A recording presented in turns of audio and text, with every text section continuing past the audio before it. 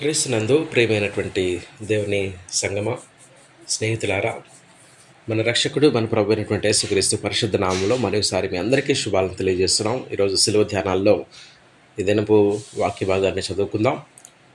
అపోస్తులుడైన పౌలు కొరింథీ సంఘానికి వ్రాసినటువంటి 2వ పత్రిక 8వ అధ్యాయము 9వ వచనాన్ని చదువుకుందాం. అపోస్తులుడైన పౌలు కొరింథీ సంఘానికి వ్రాసిన 2వ పత్రిక 8వ అధ్యాయము 9వ వచనం.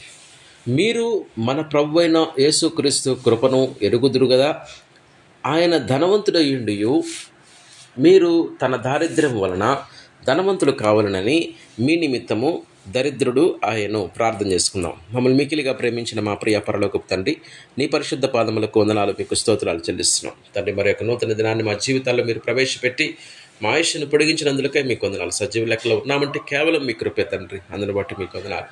ఈ ఉదయకాలము ఈ చదవబడినటువంటి యొక్క లేఖన భాగం ద్వారా మీరే మాతో మాట్లాడమని, మాకు బోధించమని యేసు నామములో అడిగి పెట్టుకుంటున్నాము తండ్రి, ఆమేన్. ప్రియమైనటువంటి దైవజనమా, యేసుక్రీస్తు ప్రభువారు సిలువలో చేసినటువంటి ఆ యొక్క కార్యము, ఆయన యొక్క లోకానికి ఎలా వచ్చాడంటే ఏమీ లేనివాడిగా దరిద్రుడిగా వచ్చినట్లుగా మనం చూస్తున్నాం. అక్కడ రాయబడినటువంటి మాట ఏంటంటే, ఆయన మీరు మన ప్రభు అయినటువంటి యేసుక్రీస్తు కృపను ఎరుగుదురు కదా. మీరు మనకు తెలుసు, యేసుక్రీస్తు ప్రభువారి కృప ఏ విధంగా మనకి వచ్చిందో మనకి ఇక్కడ చెప్తా ఉన్నాడు. ఆయన ధనవంతుడయ్యుండియు మీరు అనగా మనము తన యొక్క దారిద్ర్యం అంటే యేసుక్రీస్తు ప్రభువారు దరిద్రుడు అయినందువలన, తన దారిద్ర్యం వలన మనము ధనవంతులు కావాలని మన నిమిత్తము ఏం చేశారంట, ఆయన దరిద్రుడైపోయాడు. కాబట్టి ఎంత గొప్ప శ్రేష్టమైనటువంటి కార్యమో. ఇతరులను ధనవంతులను చేయడానికి మనం ఎప్పుడు ఇష్టపడం. మన దగ్గర ధనం ఉండటానికి ఇష్టపడతాం, మన దగ్గర ఆస్తి ఉండటానికి ఇష్టపడతాం, మన దగ్గర కాస్ట్లీ వస్తువులు ఉండటానికి ఇష్టపడతాం, మనం కాస్ట్లీ బట్టలు ధరించుకోవడానికి ఇష్టపడతాం. ఇతరుల నిమిత్తము మనము ఏది కూడా చేయడానికి ఇష్టపడం.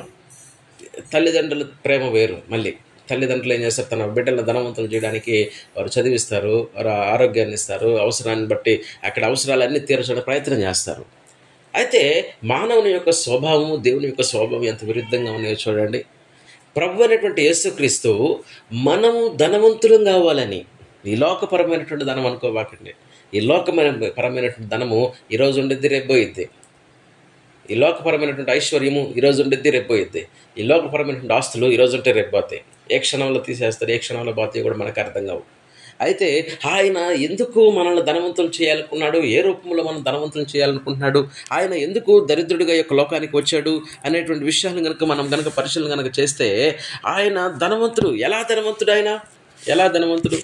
యోహాను సువార్త 1వ అధ్యాయము దానిలో చూస్తే, ఆది యందు వాక్యము దేవుని యొద్ద ఉండెను, వాక్యమే దేవుడై ఉండెను, ఆయన యందు ఆది యందు ఆయన దేవుని యొద్ద ఉండెను, సమస్తము ఆయన మూలం కలిగినను. 3వ వచనంలో, కలిగి ఉన్నదేది ఆయన లేకుండా కలగలేదు. కాబట్టి ఈరోజు మనం కలిగి ఉన్నది అంతా కూడా ఆయనదే. కలిగి ఉన్నదేది ఈ సర్వసృష్టి అంతా కూడా ఆయనదే. కాబట్టి ఆయన ధనవంతుడు. కొలస్సీల రాయబడిన పత్రిక 1వ అధ్యాయం 16వ వచనంలో కొన్ని మాటలు చదివితే కింద ఉంటుంది, సర్వమును ఆయన యందు సృజింపబడెను, ప్రభుత్వములైనను, ప్రధానులైనను, అధికారములైనను సర్వమును ఆయన యందు సృజింపబడెను, సర్వము ఆయన ద్వారా ఆయన్ని బట్టి సృజింపబడెను. కాబట్టి ఆయన ఎంత ధనవంతుడో చూడండి. హెబ్రీయులకు రాయబడిన పత్రిక 1వ అధ్యాయం 2వ వచనం, ఈ దినముల అంతమందు కుమారుని ద్వారా మనతో మాట్లాడను, ఆయన కుమారుని సమస్తమునకు వారసునిగా నియమించను, ఆయన ద్వారా ప్రపంచములను నియమించను. కాబట్టి క్రీస్తు ఎంత ధనవంతుడో, ఎంత అద్భుతమైన, ఆయన లేకుండా ఏది కలగలేదు, ఆయన ద్వారా కలిగింది మొత్తం. ఆయన ధనవంతుడు. అయితే ఎలా వచ్చాడు ఈ యొక్క లోకంలోనికి? ఆయన దరిద్రుడిగా యొక్క లోకంలోనికి వచ్చాడు. ఏ విధంగా మనం చూస్తే లూకా సువార్త 2వ అధ్యాయము 7వ వచనంలో మనందరికీ తెలుసు, యేసుక్రీస్తు ప్రభు వారి యొక్క జన్మ. ఆయన పేదలకు, నిరుపేదలైనటువంటి మరియా యేసేబులకు జన్మించినట్లుగా మనం చూస్తూ ఉన్నాం. నిరుపేదలకు ఎందుకు? ధనవంతులకు మాత్రమే పుడితే ధనవంతులు మాత్రమే ఆయన ఆరాధించే వాళ్ళు. పేద ప్రజలు ధనవంతుల యొక్క గూడల దగ్గరికి వెళ్ళేవాళ్ళు కాదు.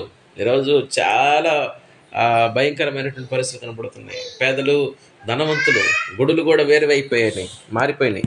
కాబట్టి ఇక్కడ కనుక మనం చూస్తే లూకా సువార్త 2వ అధ్యాయం 7వ వచనంలో, తన తొలిచూలు కుమారునికని పొత్తిగుడ్డలతో చుట్టి సత్రములో వారికి స్థలము లేనందున ఆయనను పశువుల తొట్టిలో పరుండబెట్టిన. ఎవరిని? యేసుక్రీస్తు ప్రభువారు ఈ యొక్క లోకానికి శరీరధారిగా ఈ యొక్క లోకానికి ఎలా వచ్చాడంటే, ఆయన కనీసం పండుకోవడానికి స్థలం కూడా లేదు. ఈరోజు మనకు పడుకోవడానికి స్థలాలు ఉన్నాయి. ఏసీలు ఉన్నాయి, బెడ్లు ఉన్నాయి, మంచాలు ఉన్నాయి, రకరకాల ఫెసిలిటీస్ అన్నిటితో మనం అనుకుంటున్నాం. కానీ యేసుక్రీస్తు ప్రభువు యొక్క లోకంలోకి వచ్చినప్పుడు కనీసం వారు సత్రంలో కూడా స్థలం లేదంట. సత్రంలో వారికి స్థలం లేనందున ఆయనను పశువుల తొట్టిలో పరుండబెట్టిన. పొత్తి గుడ్డలతో చుట్టారు ఆయన్ని, పొత్తి గుడ్డలు, పాత గుడ్డలతో చుట్టారు. ఎంతగా ఆయన తగ్గించుకొని వచ్చాడో. ఇంకొక సందర్భంలో మనం కనుక గమనిస్తే మత్తయి సువార్త 8వ అధ్యాయం 20వ వచనంలో అంటాడు. మత్తయి సువార్త 8వ అధ్యాయము 20వ వచనంలో ఎంత దరిద్రుడిగా వచ్చాడంటే యేసుప్రభు అంటాడు, నక్కలకు బురియలు, ఆకాశ పక్షులకు గూళ్ళు ఉన్నాయి కానీ మనుష్య కుమారుడు తలవాల్చుకున్నట్టుకు స్థలం లేదు. ఈ యొక్క లోకానికి వచ్చినప్పుడు ఆయన ఎంతగా తగ్గించుకున్నాడో, ఎంతగా ఆయన దరిద్రుడిగా ఉన్నాడో. ఇంకా ఒకానొక సందర్భంలో పన్ను కట్టాల్సి వచ్చింది. ఆ పన్ను కట్టాల్సి వచ్చినప్పుడు ఆ పేతురుతో అడుగుతున్నాడు. పేతురు దగ్గరకు వచ్చి వాళ్ళు పన్ను కట్టండి అని అడిగినప్పుడు, మీ బోధకుడు పన్ను కట్టడా అని అడిగినప్పుడు పేతురు వచ్చి అడుగుతున్నాడు, పన్ను కట్టాలంటే 6 షెకెల్ పన్ను కట్టాలా వాళ్ళు, అక్కడ ఉన్నటువంటి ప్రజలు. కాబట్టి ప్రభు అంటున్నాడు, మనము వారికి అభ్యంతరం కలుగజేయనుకున్నట్లు నీవు సముద్రమునకు పోయి, ఏంది 6 షెకెలు జేబులో ఉండాలి కదా, మనం బయటకు వెళ్ళేటప్పుడు కొంత ధనము తీసుకొని వెళ్తాం, ఏ అవసరాలు ఉంటాయో ఏం కొనుక్కోవాలో. కానీ యేసు ప్రభు యొక్క లోకానికి వచ్చినప్పుడు, ఆయన పరిచర్య చేస్తున్నప్పుడు జేబులో కనీసం చిల్లిగా అవ్వకూడలేదంట. కాబట్టి ఆ పన్ను చెల్లించడాలంటే యేసు ప్రభు ఏమంటున్నాడంటే పేతురుతోటి, పేతురు నీవు పోయి సముద్రానికి పో, గాలం వేయి, మొదట పైకి వచ్చి చేపను పట్టుకుని దాన్ని నోరు తెరిస్తే అందులో 1 షెకెల్ దొరుకుతుంది, దాన్ని నమ్మి నీ కొరకు నా కొరకు 6 షెకెల్ పన్ను కట్టు. కాబట్టి 6 షెకెల్ కూడా లేనంత దరిద్రుడిగా యేసుక్రీస్తు ప్రభు వారు ఉంటున్నాడు. చూడండి ఆయన ఏ విధంగా తగ్గించుకున్నాడంటే, ఫిలిప్పీ పత్రిక 2వ అధ్యాయము, ఆయన దేవుని స్వరూపము కలిగిన వాడు ఉండి దేవునితో సమానముగా ఉన్నట్టు విడిచిపెట్టకూడని భాగ్యమును ఎంచుకొనలేదు, కానీ మనుష్యుల పోలికగా పుట్టి దాసుని స్వరూపము ధరించుకొని తనను తాను రిక్తునిగా ఏమీ లేని వానిగా చేసుకున్నాడు. ఆకారముందు మనుష్యుడిగా కనపడ్డాడు. మరణం పొందినంత కనుక శిలువ మరణం పొందినంతగా విధేయత చూపించినట్టుగా మనం చూస్తూ ఉన్నాం. మన కోసం, ఎందుకోసం, ఎవరి కోసం? క్రీస్తు మనల్ని ప్రేమిస్తున్నాడు కాబట్టి మన నిమిత్తము ఆయన దరిద్రుడయ్యాడు. మనల్ని ధనవంతులు చేయడానికి, క్రీస్తులో ఆత్మీయంగా ధనవంతులు చేయడానికి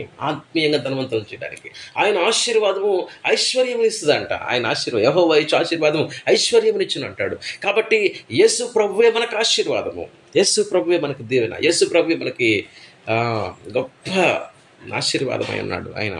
కాబట్టి ఈరోజు ఏం చేస్తున్నాడు ఆయన? ఎలా ఆయన మనకి కాపరిగా ఉన్నాడు అంటున్నాడు. చూడండి, ఆయన దరిద్రుడిగా ఉండి తన ప్రాణాన్ని పెట్టాడు. యోహాను సువార్త 10వ అధ్యాయము 14వ వచనం, 10:14, నేను గొర్రెలకు మంచి కాపరి, గొర్రెల కొరకు ఏం చేస్తారంట, నా ప్రాణము పెట్టుచున్నాను, గొర్రెల కొరకు నా ప్రాణాన్ని పెడుతున్నాను, గొర్రెల కొరకు. కాబట్టి ఎంత అద్భుతమైనటువంటి దేవుడో, ఎంత అద్భుతమైనటువంటి దేవుడు.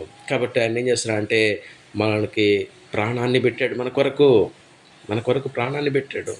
కాబట్టి ఆయన ఎంతగా తగ్గించుకున్నాడో, ఆయన దరిద్రం మూలంగా ఏం చేశామంటే మనము క్రీస్తులో ఐశ్వర్యాన్ని పొందాము. ఏం ఐశ్వర్యాన్ని పొందాము?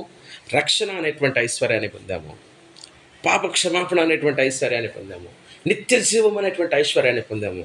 కాబట్టి ఈరోజు మానవునికైతే శాంతి సమాధానం లేదో, నెమ్మది లేదో, ఇంకా పేదలుగా ఉండి మనం బాధపడుతూ దిగులు పడుతూ ఉన్నామో, అటువంటి వారందరికీ ఈరోజు యొక్క వాక్యం ఏంటంటే, ఆయన తన దారిద్ర్యం వల్ల మనల్ని ధనవంతులుగా చేశాడు. ఈ లోకంలో మనకి తిండి సరిగా ఉండకపోవచ్చు, కట్టుకోవడానికి బట్టలు ఉండకపోవచ్చు, ఉండడానికి సరైనటువంటి నివాసం లేకపోవచ్చు, కానీ నీవు కనుక క్రీస్తుని సంపాదించుకున్నట్లయితే ఒకనొక సందర్భంలో పేతురు యోహానులు దేవాలయంలోకి వెళ్తా ఉన్నాడు, మధ్యాహ్న సమయంలో వెళ్తా ఉన్నాడు. అక్కడ ఉన్నటువంటి కుంటివాడు వాళ్ళని తేరి చూస్తూ ఉన్నాడు, ఇదిగో పేతురు యోహానులు మాకేమైనా ఇస్తారేమోనని. కానీ ఆ పేతురు యోహానులు వాళ్ళకి విశ్వాసం ఉందని గ్రహించి వాడు అంటున్నాడు, దగ్గరికి వచ్చి పేతురు యోహానులు కుంటివాడి దగ్గరికి వచ్చి అంటున్నాడు, మా దగ్గర వెండి బంగారాలు నీకు ఇవ్వడానికి ఏమీ లేవు, కానీ మాకు కలిగిందే నీకు ఇస్తున్నాము.